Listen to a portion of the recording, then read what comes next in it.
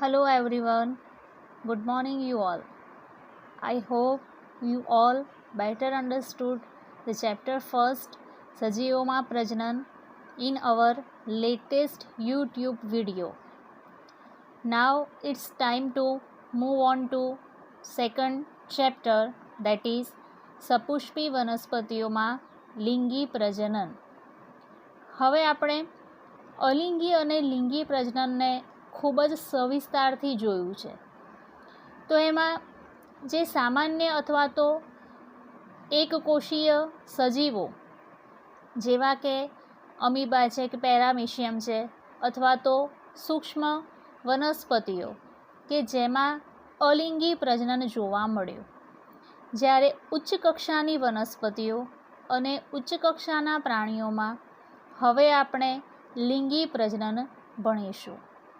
Chapter 2માં સપુષ્પી વનસ્પતિ એટલે કે આવૃત બીજધારી વનસ્પતિઓ કે જેમાં આપણે લિંગી પ્રજનનની ઘટનાને અંતે પુષ્પમાં કેવા ફેરફાર થઈ અને નિપજ તરીકે આપણને ફળ અને બીજ પ્રાપ્ત થાય છે તે જોઈશું. હવે આવૃત બીજધારી વનસ્પતિ આપણે તેને કહીએ છીએ કે જેના બીજ આવૃત છે અથવા તો આવૃત રચનાથી આવરણ પામેલા છે. હવે લિંગી પ્રજનનની ઘટનાઓમાં આપણે સૌ પ્રથમ જોઈએ કે આ પુષ્પ કે જેનું સામાજિક, ધાર્મિક અથવા તો સાંસ્કૃતિક મૂલ્ય શું હોઈ શકે. તો હવે પુષ્પ જેને જોતાં જ આપણા મગજમાં એક સુંદર મજાનું ગુલાબનું, કમળનું કે લીલીનું પુષ્પ આપણા માનવ મગજમાં છવાય. એટલે કે પુષ્પની સુંદરતા ખૂબ જ એવી છે કે જેને જોઈને જ માત્ર આપણે ખુશી અનુભવી શકીએ. એ ઉપરાંત પુષ્પની માદક સુગંધ પણ આપણને મોહક રંગ તેમજ એના વિવિધ રંગો કે જે આપણને આકર્ષે છે.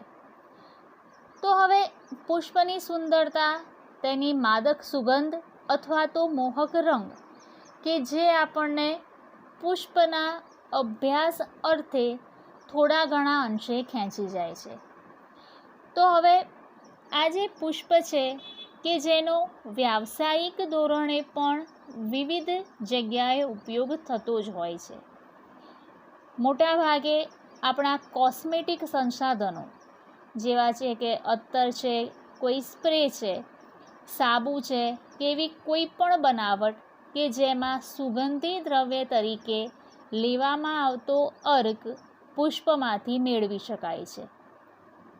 તો હવે પુષ્પ માટે આપણે એવું કહી શકાય કે એની સુંદરતા, એનો મોહક રંગ અથવા તો એની સુગંધ, એના અર્થે આપણે તેનું મહત્ત્વ સમજીએ છીએ. તો હવે આવી જે બધી જ સપુષ્પી આવૃત બીજધારી વનસ્પતિઓ છે કે જેમાં લિંગી પ્રજનનથી પુષ્પીય ભાગોમાં પ્રજનનને અર્થે વિવિધ સંરચનાઓ સર્જાય છે. પુષ્પ વિન્યાસ હોય, પુષ્પ અને પુષ્પીય ભાગોમાં જોવા મળતી વિવિધતા એ લિંગી પ્રજનનની અંતિમ નિપજો એટલે કે ફળ અને બીજના સર્જન માટેની અનુકૂળતા નિશ્ચિત કરે છે. તો હવે આપણે જોઈએ છીએ કે લિંગી પ્રજનન પુષ્પમાં વિવિધ દ્રષ્ટિએ આપણને વિવિધ માહિતી આપે છે. તો હવે આ પુષ્પની વાતમાં આગળ વધતા આપણે જોઈએ કે પુષ્પ એ સામાજિક, ધાર્મિક અને સાંસ્કૃતિક મૂલ્ય ઉપરાંત વ્યવસાયિક ધોરણે પણ એટલું જ મહત્ત્વનું છે. પુષ્પનો ઘણા પ્રાચીન સમયથી મનુષ્ય ઉપયોગ કરતો આવ્યો છે. પુષ્પની ઘણી બધી વેરાયટીઝ આપણે જોયેલી છે. કેટલાક પુષ્પ તો એવા છે કે જેનું વજન કિલોગ્રામમાં પણ હોઈ શકે. એક ઉદાહરણ મુજબ રાઉલ્ફિયા પુષ્પ કે જે 8 કિલોગ્રામથી વધુ વજનનું છે. કેટલાક પુષ્પ એવા છે કે જેની સુગંધ માદક નથી પરંતુ ખૂબ જ દુર્ગંધયુક્ત પણ છે. તો હવે આવા બધા કેટલાક અપવાદોને બાદ કરતાં આપણે પુષ્પના ઘણા એવા ઉપયોગોથી આપણે એક એવો અર્થ કાઢી શકાય કે પુષ્પ માનવ જીવનનું અભિન્ન અંગ છે. તો હવે આ પુષ્પનો આપણે ઉપયોગ સુશોભન અર્થે પણ કરીએ છીએ અને જે માનવીની મહત્ત્વની લાગણીઓ જેવી કે પ્રેમ, વહાલ, ખુશી, વ્યથા, શોક કે દુઃખ વગેરે વ્યક્ત કરવા માટે ઉપયોગી છે. તો હવે પુષ્પ કોઈ પણ વનસ્પતિમાં એકાએક જ સર્જાતા નથી. તો હવે પુષ્પ સર્જનની પ્રક્રિયા કેવી રીતે શરૂ થાય? તો હવે પ્રકાંડના જે ભાગ છે એટલે કે પ્રરોહ. તો હવે આ પ્રરોહમાં પર્ણના બદલે પ્રરોહ સંકુચન પામી અને ત્યાં પુષ્પનું નિર્માણ સર્જે છે. તો એવું કહી શકાય કે પુષ્પ એ પ્રકાંડનું કે પ્રરોહનું સંકુચિત પ્રરોહ છે. તો હવે પુષ્પ કે જે વનસ્પતિમાં પ્રજનનિક અંગ છે અથવા પ્રજનન અંગ છે કે જે સંકુચિત પ્રરોહ છે અને જેમાં એના પાર્શ્વીય અંગોમાં દલપુંજ, વજ્રપુંજ, પુંકેસરો, સ્ત્રીકેસરો વગેરે જોવા મળે છે. અને આ અંગો એ પર્ણના સમમૂલક અંગો છે એટલે કે પર્ણ સાથે સમાન ગુણધર્મ ધરાવતા અંગો. વાત કરીએ આપણે સૌથી બહારના બે પાર્શ્વીય અંગો એટલે કે વજ્રપત્ર અને દલપત્રો. તો હવે આ વજ્રપત્ર એ હંમેશા લીલાશ પડતા રંગના જોવા મળે, જ્યારે દલપત્રો કે જે વિવિધ રંગી કે રંગબેરંગી જોવા મળે. પુંકેસરો એ સ્ત્રી કેસરના આજુબાજુ જોવા મળતી પુષ્પનું નર પ્રજનન અંગ વર્ણવતી રચના છે. ઘણા બધા પુંકેસરો ભેગા મળી પુંકેસર ચક્રની રચના કરે છે અને એવી જ રીતે ઘણા બધા સ્ત્રી કેસરો ભેગા મળી સ્ત્રી કેસર ચક્ર બનાવે છે.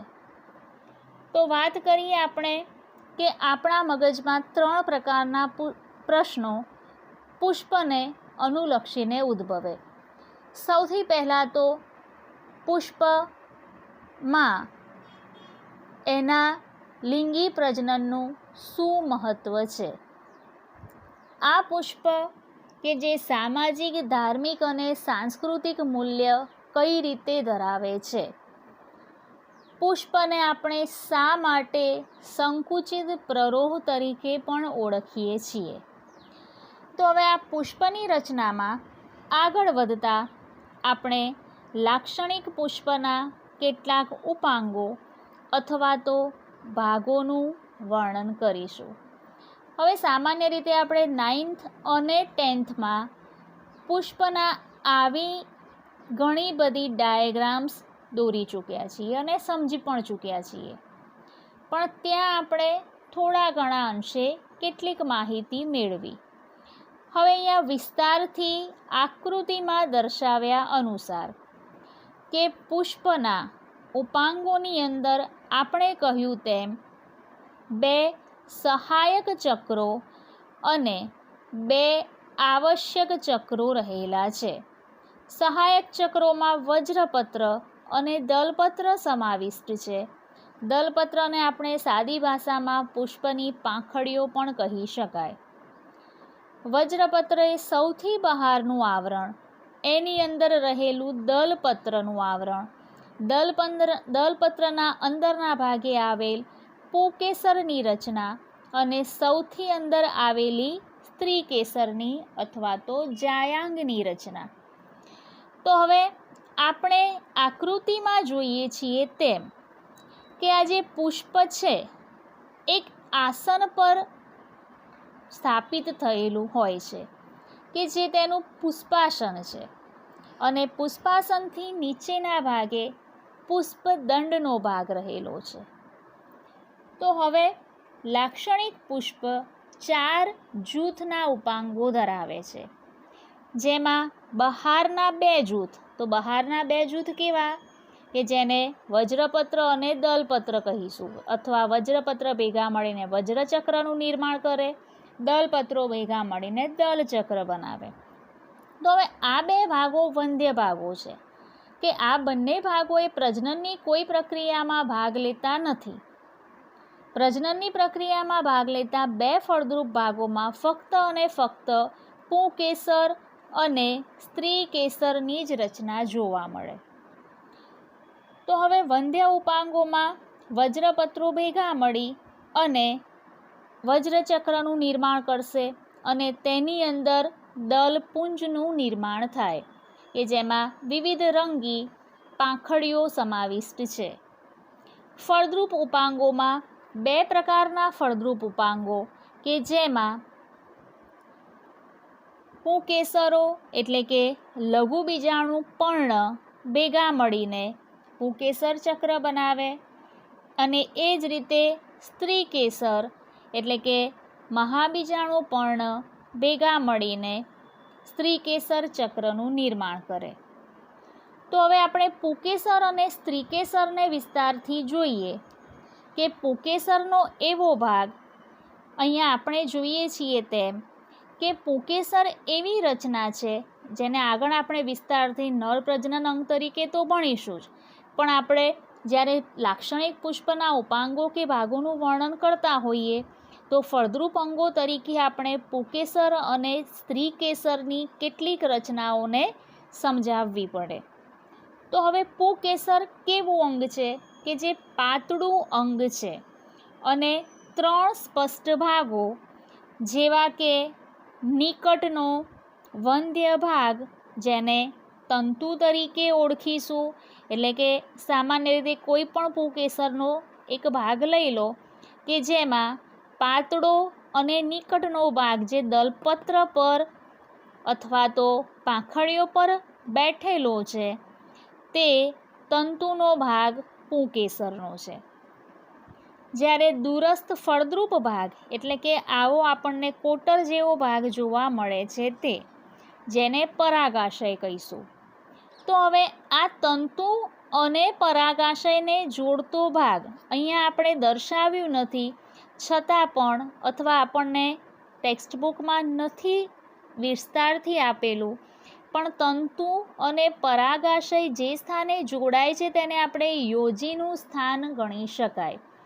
તો હવે આપણે પુંકેસરને મુખ્યત્વે 2 ભાગ એટલે કે તંતુ અને પરાગાશય અને એ બંનેને જોડતો ભાગ એટલે કે યોજીનો ભાગ એમ કુલ 3 ભાગમાં વહેંચી શકાય. તો હવે અહીંયા આપણે જોઈએ છીએ તેમ કે પુંકેસર એટલે કે નર પ્રજનન અંગ પુષ્પનું કે જે 3 ભાગથી બનેલી રચના, તંતુનો ભાગ, પરાગાશયનો ભાગ અને તંતુ તેમજ પરાગાશયને જોડતી રચના એટલે કે યોજીનો ભાગ. તો હવે આ જે તંતુ અને પરાગાશયને જોડતી યોજીની રચના છે કે જે મધ્યસ્થ ભાગ ગણી શકાય. નિકટવર્તી ભાગ તરીકે વંધ્ય ભાગ જે છે તે તંતુ છે. તો હવે એકમાત્ર ફળદ્રુપ ભાગ પુંકેસરનો પણ કે જે માત્ર અને માત્ર પરાગાશય છે. સ્ત્રીકેસરની રચનામાં આગળ વધીએ તો હવે સ્ત્રીકેસરનો સામાન્ય રીતે નિકટનો અંડક ધરાવતો ભાગ કે જેને બીજાશય કે અંડાશય તરીકે ઓળખીશું. આ આખું એક સ્ત્રીકેસર છે. સ્ત્રીકેસરનો આ ભાગ આખો હોલ કે જે અંડાશય છે જેને બીજાશય તરીકે પણ ઓળખી શકાય. તો હવે એને આપણે પુષ્પનો નિકટનો ભાગ છે અને એનો દૂરસ્થ ભાગ એટલે કે પરાગાસન છે. તો હવે આ પરાગાસન એ ભાગ અને અહીંયાનો અંડાશય કે બીજાશયનો ભાગ એ બંને વચ્ચે આવેલો વંધ્ય પ્રદેશ પરાગવાહિની તરીકે ઓળખી શકાય. તો અહીંયા આપણને બે ફળદ્રુપ ભાગો જોવા મળશે. એક છે પરાગાસનનો ભાગ અને બીજો છે અંડાશયનો ભાગ. હવે સામાન્ય રીતે આપણે અહીંયા ફળદ્રુપ ભાગ તરીકે સ્ત્રીકેસરમાં બે ભાગો કેમ ગણાવ્યા છે? તો હવે આ જે પરાગાસનનો ભાગ છે કે જ્યાંથી અહીંયાથી સ્ફોટન પામી પરાગરજ પરાગાસન પર આવશે, એટલે કે પરાગરજ પરાગાશયમાંથી સ્ફોટન પામે ત્યારે પરાગવાહકો દ્વારા અથવા પરાગનયનની પ્રક્રિયા દ્વારા પરાગાસન પર બેસે, ત્યાંથી અંકુરણ પામી પરાગરજ પરાગનલિકા વિકસાવે કે જે છેક સ્ત્રીકેસરના અંડકના ભાગ સુધી પહોંચે. અંડકના ભાગ સુધી પહોંચી પરાગરજમાંથી નિર્માણ પામેલા બે નરજન્યુઓ એ છેક અંડકના ભાગ સુધી પહોંચે. તો હવે આ બંને ભાગો એટલે કે પરાગાસન પણ ફળદ્રુપ ભાગ છે અને અંડાશય પણ ફળદ્રુપ ભાગ છે, કારણ કે હવે અહીંયા આગળ ફળ નિર્માણની, બીજ નિર્માણની, ભ્રૂણજનનની બધી જ પ્રક્રિયાઓ શરૂ થવાની છે. તો હવે આપણે જોઈએ એમ કે લાક્ષણિક પુષ્પના ઉપાંગો કે ભાગો એમાં મુખ્યત્વે આપણે આવા 4 ભાગોને બિલકુલ વિસ્તારથી સમજાવવા પડે. ફરીથી જોઈએ આપણે કે લાક્ષણિક પુષ્પ 4 જૂથના ઉપાંગો ધરાવે છે, જેમાં 2 જૂથ વંધ્ય અને અંદરના 2 જૂથ ફળદ્રુપ ઉપાંગો છે. તો બહારના 2 જૂથ વંધ્ય કે જેમાં વજ્રપત્ર અને દલપુંજનો સમાવેશ કરી શકાય, જ્યારે અંદરના 2 ફળદ્રુપ ભાગો કે જેમાં પુંકેસર અને સ્ત્રીકેસરનો સમાવેશ કરી શકાય.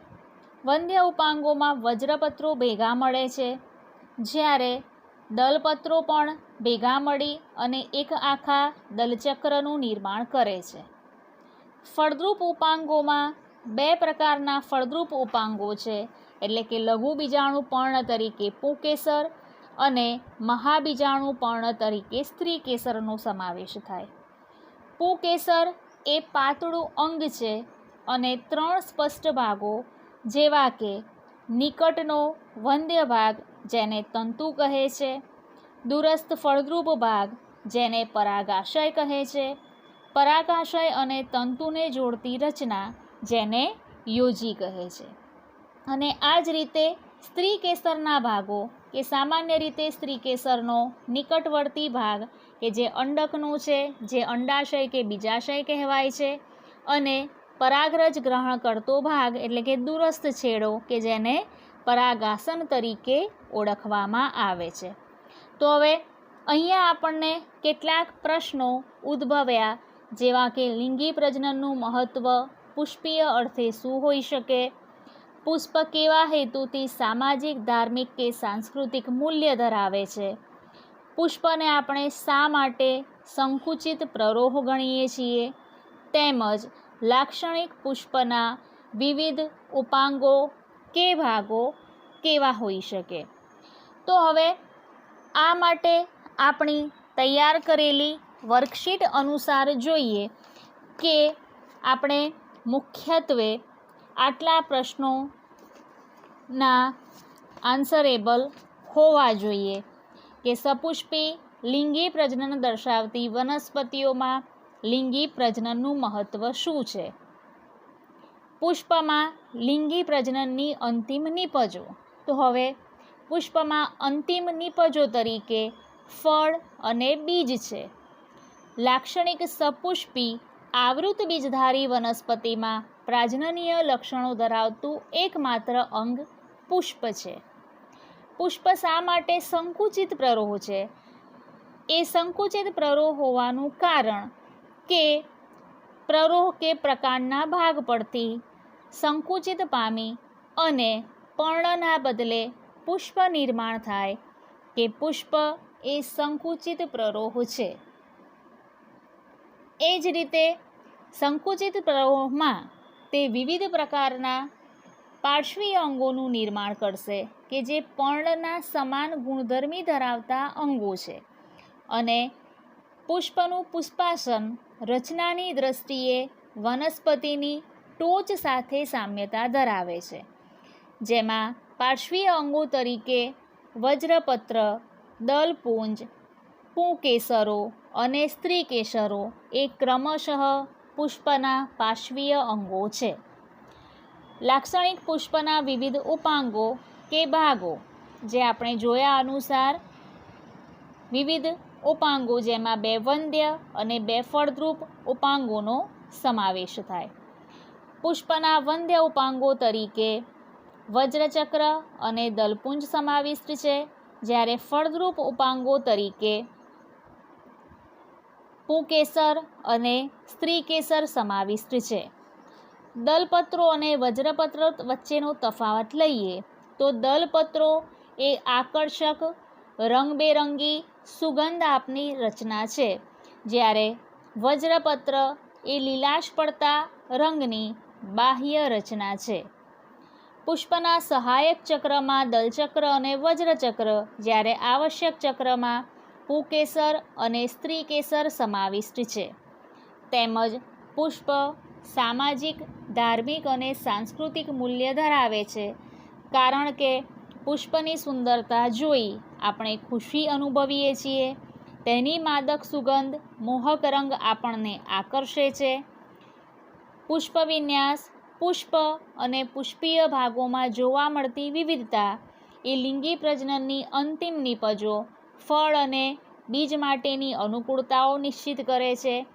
તેમજ માનવીની મહત્ત્વની લાગણીઓ સાથે પણ પુષ્પ સંકળાયેલ હોવાથી તે સૌંદર્યલક્ષી, સુશોભન, સામાજિક, ધાર્મિક અને સાંસ્કૃતિક મૂલ્ય ધરાવે છે. નેક્સ્ટ લેક્ચરમાં આપણે પુષ્પમાં જોવા મળતી પ્રી ફર્ટિલાઇઝેશન એટલે કે પૂર્વફલન રચનાઓ અને ઘટનાઓનો સવિસ્તાર અભ્યાસ કરીશું. Till then, happy Sunday.